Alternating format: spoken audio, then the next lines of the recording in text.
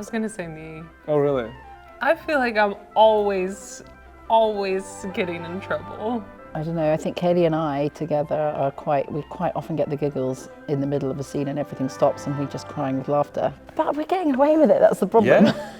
You know, I'm always the one in rehearsal. You almost broke Adam today. I did. I almost broke the set today. Yeah.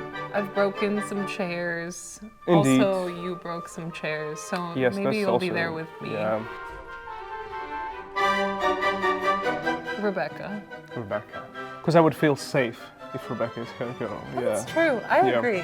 Yeah. Yegor, yeah, he's very serious. His character is very serious.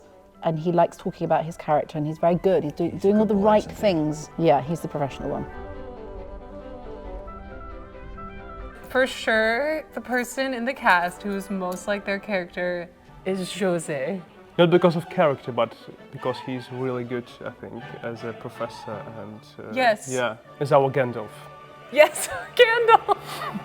Yeah, maybe José. Maybe José. Well, I don't know, does this character have a twinkle in his eye? Because he definitely does in real life. Yeah, he really does.